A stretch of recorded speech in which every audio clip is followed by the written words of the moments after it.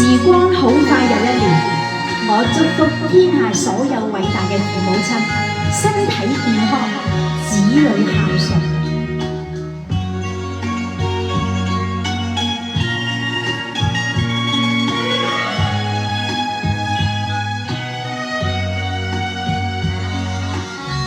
一封家書，一聲關注，一句平常的體記，令我快慰，心裏滿是暖意，猶如令我置身春暉面。從提到家中事似舊煙，重回舊嶺家中居，信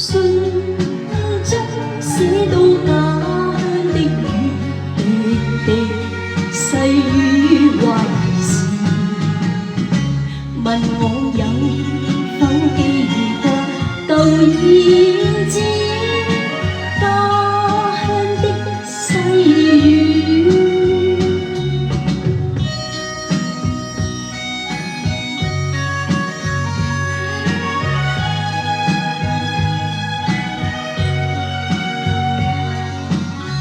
爸爸的心，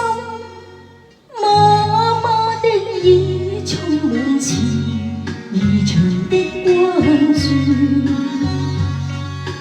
入我眼裏，心裏滿是意，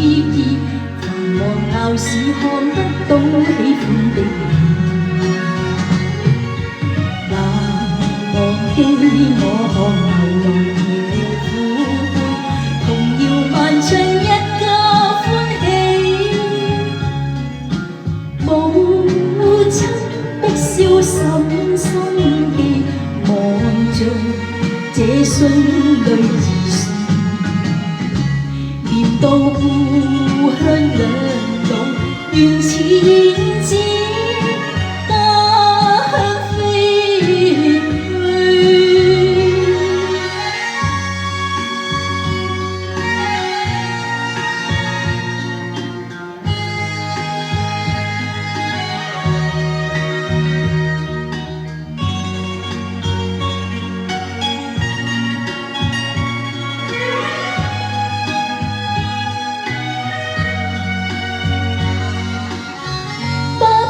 心，媽媽的耳，充滿慈而長的關注，入我眼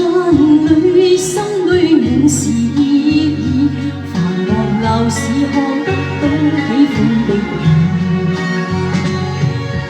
難忘記我看流浪夜苦杯，童謠漫唱一家歡喜，母親的笑深深記，望着這信裏。